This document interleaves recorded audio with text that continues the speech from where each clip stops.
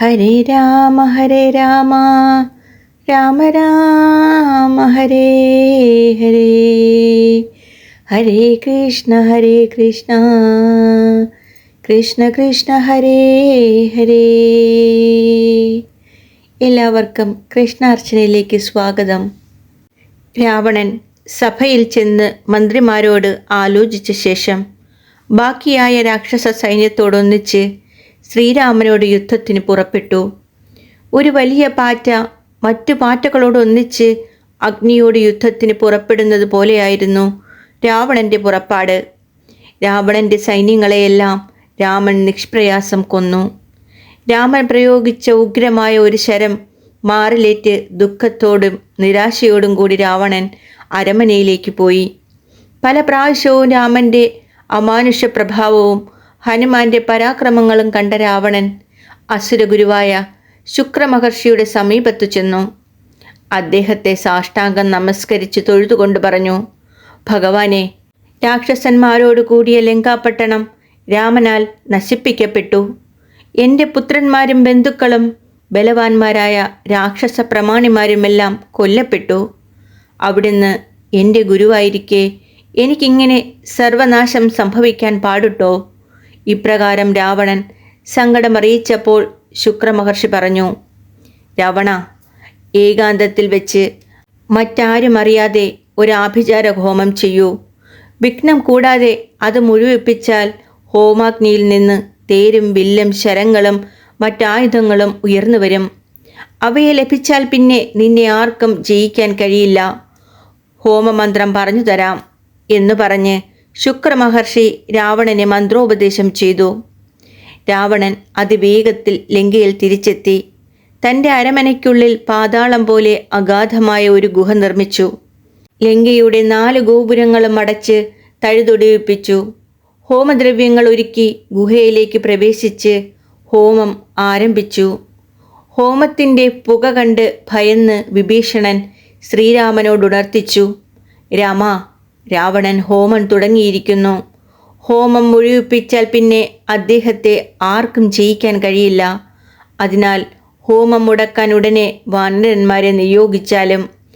അങ്ങനെ തന്നെ എന്ന് പറഞ്ഞ് രാമൻ സുഗ്രീവന്റെ സമ്മതത്തോടെ ഹനുമാൻ, അംഗദൻ എന്നിവരുടെ നേതൃത്വത്തിൽ വലിയൊരു വാനര സൈന്യത്തെ രാവണന്റെ ഹോമം മുടക്കാൻ പറഞ്ഞയച്ചു. വാനരന്മാർ മതിൽ ചാടിക്കടന്ന് ലങ്കയിലേക്ക് പ്രവേശിച്ചു. വിഭീഷണന്റെ ഭാര്യയായ സരമ ഹോമസ്ഥലം ചൂണ്ടിക്കാണിച്ചു കൊടുത്തു. ആന, കുതിര, തേര്, കാലാൾ എന്നിങ്ങനെ വലിയൊരു രാക്ഷസ സൈന്യം ഗുഹയ്ക്കു കാവൽ നിന്നിരുന്നു. വാനരന്മാർ അവരെയെല്ലാം തോൽപ്പിച്ചോടിച്ചു. ഗുഹയുടെ ദ്വാരം വലിയൊരു പാറക്കല്ലുകൊണ്ട് അടച്ചിരുന്നു. അംഗദൻ ആ കല്ലിനെ ചവിട്ടിത്തെറിപ്പിച്ച് വാനരന്മാർ ഗുഹയിലേക്ക് ഇറങ്ങിച്ചെന്നു. പത്മാസനത്തിലിരുന്ന് മന്ത്രം ജപിച്ചുകൊണ്ടിരിക്കുന്ന രാവണനെ കണ്ട് വാനരന്മാർ ഉച്ചത്തിൽ കോലാഹലം മുഴക്കി. രാവണന്റെ സേവകന്മാരെ അടിച്ചോടിച്ചു. ഹോമദ്രവ്യങ്ങൾ എടുത്ത് അഗ്നികുണ്ഡത്തിലേക്ക് എറിഞ്ഞു. രാവണന്റെ കയ്യിൽ നിന്ന് സ്രുവം തട്ടിപ്പറിച്ച് ഹനുമാൻ അതുകൊണ്ട് അദ്ദേഹത്തെ അടിച്ചു. വാനരന്മാർ രാവണനെ കടിച്ചും മാന്തിയും പല വിധത്തിൽ ഉപദ്രവിച്ചു. എന്തു ചെയ്തിട്ടും രാവണൻ അനങ്ങിയില്ല. അംഗദൻ ഓടിപ്പോയി അന്തഃപുരത്തിൽ നിന്ന് രാവണന്റെ പട്ടമഹർഷിയായ മണ്ഡോദരിയെ പിടിച്ചുകൊണ്ടുവന്നു. രാവണന്റെ മുൻപിൽ വെച്ച് തലമുടി പിടിച്ച് വലിച്ചിഴച്ചു. രാവണന്റെ ഹോമം മുടക്കാൻ പല വിധത്തിലും ശ്രമിച്ചിട്ടും സാധിക്കാത്തതിനാലാണ് അംഗദൻ അവസാന കൈയെന്ന നിലയ്ക്ക് മണ്ഡോദരിയെ ഉപദ്രവിക്കാൻ തുടങ്ങിയത്. അത് വാനര ചാബല്യമായും കണക്കാക്കാം. മറ്റു വാനരന്മാർ രാവണന്റെ മറ്റു പത്നിമാരെയും പിടിച്ചുകൊണ്ടുവന്ന് രാവണന്റെ മുൻപിൽ വെച്ച് ഉപദ്രവിക്കാൻ തുടങ്ങി. മണ്ഡോദരി ദീനം കരഞ്ഞുകൊണ്ട് രാവണനോട് പറഞ്ഞു, ഇനിയും ഇങ്ങനെ ഇരുന്ന് ഹോമിക്കാൻ അങ്ങേക്ക് നാണമില്ലേ?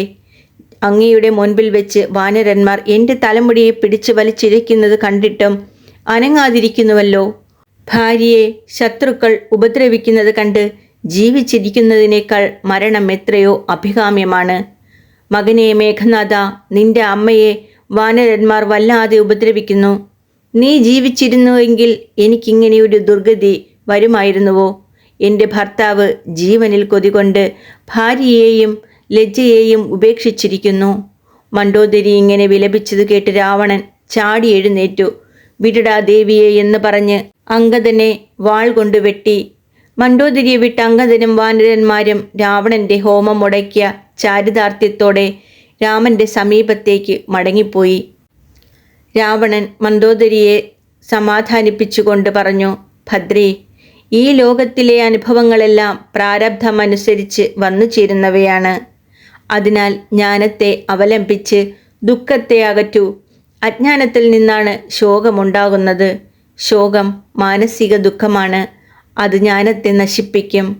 അജ്ഞാനത്തിൽ നിന്നാണ് ശരീരം, ഇന്ദ്രിയങ്ങൾ, മനസ്സ്, ബുദ്ധി എന്നീ അനാത്മവസ്തുക്കളിൽ അവ താനെന്ന തോന്നലാകുന്ന അഹങ്കാരമുണ്ടാകുന്നത്. ശരീരാഭിമാനമാണ് പുത്രൻ, ഭാര്യ, ധനം മുതലായവയോടുള്ള സ്നേഹത്തിനും സംസാരബന്ധത്തിനും കാരണം. സന്തോഷം, ദുഃഖം, ഭയം, ക്രോധം, ലോഭം, മോഹം, അത്യാസക്തി ഇവയും ജനനം, മരണം, വാർദ്ധക്യം എന്നിവയും അജ്ഞാനത്തിൽ നിന്നാണ് ഉണ്ടാവുന്നത്. ആത്മാവ് യാതൊന്നുകൊണ്ടും മറയാത്തവനാണ്. യാതൊരുവിധ മാലിന്യവും ബാധിക്കാത്തവനാണ്. നിത്യശുദ്ധനാണ്. ശരീരം, ഇന്ദ്രിയങ്ങൾ, മനസ്സ്, ബുദ്ധി ഇവയിൽ നിന്നും വേറിട്ട് നിൽക്കുന്നവനാണ്. യാതൊന്നിനോടും പറ്റിച്ചേരാത്തവയാണ്. ആനന്ദവും ജ്ഞാനവുമാകുന്ന സ്വരൂപത്തോടു കൂടിയവനാണ്. ഉൽപ്പത്തി, നിലനിൽപ്പ്, നാശം മുതലായ ഭാവങ്ങളൊന്നുമില്ലാത്തവനാണ്. ആത്മാവിന് അവരോടും ചേർച്ചയോ അകൽച്ചയോ ഇല്ല. ഇങ്ങനെയുള്ള ആത്മാവാണ് താനെന്ന് ബോധിച്ച് ഭവതി ശോകമകറ്റൂ. ഞാൻ ഇപ്പോൾ തന്നെ യുദ്ധത്തിന് പോവുകയാണ്. രാമനെയും ലക്ഷ്മണനെയും കൊന്ന് ഞാൻ വേഗം വരുന്നുണ്ട്. അതിനെനിക്ക് കഴിഞ്ഞില്ല എങ്കിൽ വജ്രം പോലെ മൂർച്ചയേറിയ ശരങ്ങളെ കൊണ്ട് രാമൻ എന്നെ കൊല്ലും. അങ്ങനെ സംഭവിക്കുകയാണെങ്കിൽ നീ എനിക്ക് ഒരു ഉപകാരം ചെയ്യണം. നീ ഉടനെ സീതയെ കൊന്ന് എൻ്റെ ചിതയിൽ ചാടി ശരീരം ഉപേക്ഷിക്കണം. രാവണന്റെ വാക്കുകൾ കേട്ട് അത്യന്തം ദുഃഖിതയായ മണ്ഡോദരി പറഞ്ഞു, നാഥ, ഞാനൊന്നു പറയാം. സദയം കേട്ട് അത് പ്രകാരം പ്രവർത്തിക്കൂ. അങ്ങേക്കോ മറ്റൊരാൾക്കോ ഒരിക്കലും രാമനെ ജയിക്കാൻ സാധിക്കില്ല. രാമൻ ദേവശ്രേഷ്ഠനും പ്രകൃതി പുരുഷന്മാർക്ക് അതീതനുമായ പുരുഷോത്തമനാണ്. പണ്ട് മത്സ്യരൂപേണെ അവതരിച്ച് വൈവസ്വത മനുവിനെ പ്രളയജലത്തിൽ രക്ഷിച്ചത് ഭക്തവത്സലനായ രാമനാണ്. പാലാഴി മദനത്തിൽ 1,00,000 യോജന വലിപ്പമുള്ള കൂർമ്മമായി അവതരിച്ച് മന്ദരപർവ്വതത്തെ തൻ്റെ പുറത്ത് താങ്ങി നിർത്തിയതും ഈ രാമനാണ്. ഭൂമിയെ ഉയർത്തിക്കൊണ്ടുവരുമ്പോൾ യുദ്ധത്തിന് ചെന്ന ദുഷ്ടനായ ഹിരണ്യാക്ഷനെ വരാഹരൂപേണെ സംഹരിച്ചതും ഈ രാമൻ തന്നെ. നരസിംഹസ്വരൂപം സ്വീകരിച്ച് 3 ലോകങ്ങൾക്കും ഉപദ്രവകാരിയായ ഹിരണ്യകശിപുവിനെ നിഗ്രഹിച്ചതും ഈ രാഘവൻ തന്നെയാണ്. 3 അടികളെ കൊണ്ട് 3 ലോകങ്ങളും അളന്നെടുത്ത് ഇന്ദ്രന് കൊടുത്തവനും മഹാബലിയെ ബന്ധിച്ചവനുമായ വാമനനും ഈ രഘുനന്ദനൻ തന്നെയാണ്. അസുരന്മാർ ക്ഷത്രിയന്മാരായി ഭൂമിയിൽ ജനിച്ച് അധർമ്മത്താൽ ഭൂമിക്ക് ഭാരഭൂതന്മാരായി തീർന്നപ്പോൾ പരശുരാമനായി അവതരിച്ച് 21 പ്രാവശ്യം അവരെ സംഹരിച്ച് ഭൂമി കശ്യപന് ദാനം ചെയ്തവനും ഈ രാമൻ തന്നെ. സർവോത്കൃഷ്ടനായ ആ ഭഗവാൻ തന്നെയാണ് അങ്ങയെ സംഹരിക്കാനായി ഇപ്പോൾ രഘുവംശത്തിൽ മനുഷ്യരൂപേണെ അവതരിച്ചിരിക്കുന്നത്. അദ്ദേഹത്തിൻ്റെ ഭാര്യയായ സീതയെ അങ്ങ് എന്തിനാണ് വനത്തിൽ നിന്ന് അപഹരിച്ചു കൊണ്ടുവന്നത്? എൻ്റെ 2 മക്കളും മരിക്കാൻ അതല്ലേ കാരണം? സ്വന്തം മരണത്തിലേക്ക് വഴി തെളിച്ചതും അങ്ങയുടെ ആ പ്രവൃത്തിയല്ലേ? ഇനിയെങ്കിലും സീതയെ രാമൻ്റെ സമീപത്തേക്ക് പറഞ്ഞയക്കൂ. രാജ്യം വിഭീഷണന് കൊടുക്കൂ. നമുക്ക് കാട്ടിൽ പോയി തപസ്സു ചെയ്യാം. മണ്ഡോദരി ഇപ്രകാരം അപേക്ഷിച്ചപ്പോൾ രാവണൻ മറുപടി പറഞ്ഞു, നല്ലവളെ, ഞാൻ പറയുന്നത് ശ്രദ്ധിക്കൂ. യുദ്ധത്തിൽ പുത്രന്മാരെയും സഹോദരന്മാരെയും ബന്ധുക്കളെയും മന്ത്രിമാരെയും മറ്റു രാക്ഷസന്മാരെയും കൊല്ലിപ്പിച്ച ശേഷം ഞാൻ എങ്ങനെയാണ് കാട്ടിൽ പോയി ജീവിക്കുക? ഞാൻ രാമനോട് യുദ്ധം ചെയ്യും. ഒരിക്കലും പാഴാവാത്ത രാമബാണങ്ങളേറ്റ് ഞാൻ മരിച്ച് വിഷ്ണുവിൻ്റെ പരമപദത്തെ പ്രാപിക്കും. രാമൻ വിഷ്ണു ഭഗവാനാണെന്നും സീത ലക്ഷ്മി ദേവിയാണെന്നും എനിക്കറിയാം. അതറിഞ്ഞുകൊണ്ട് തന്നെയാണ് ഞാൻ സീതയെ വനത്തിൽ നിന്ന് ബലാത്കാരേണെ അപഹരിച്ചു കൊണ്ടുവന്നത്. രാമൻ്റെ കൈകൊണ്ട് മരിച്ച് പരമപദത്തെ പ്രാപിക്കാനാണ് ഞാനിത് ചെയ്തത്.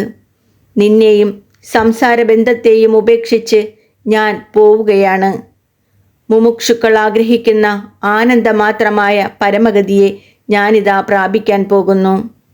അവിദ്യ, അസ്മിത, ഞാനെന്ന തോന്നൽ, രാഗം, ദോഷം, അഭിനിവേശം എന്നീ 5 തിരമാലകളോട് കൂടിയതും ഭ്രമം കൊണ്ട് വന്നു ചേരുന്നതും ഭാര്യ, പുത്രന്മാർ, ധനം, ബന്ധുക്കൾ മുതലായ വലിയ മത്സ്യങ്ങൾ നിറഞ്ഞതും ബണ്ഡവാഹിനിയെപ്പോലെ അതിഭയങ്കരങ്ങളായ കാമക്രോധങ്ങളോട് കൂടിയതുമായ സംസാര സമുദ്രത്തെ കടന്ന് ഞാനിതാ സർവേശ്വരനെ പ്രാപിക്കാൻ പോവുകയാണ്. ഭവതിയോട് ഞാനിതാ അവസാനമായി യാത്ര ചോദിക്കുന്നു. ഹരേ രാമ രാമ രാമ ഹരേ ഹരേ, ഹരേ കൃഷ്ണ കൃഷ്ണ കൃഷ്ണ ഹരേ ഹരേ.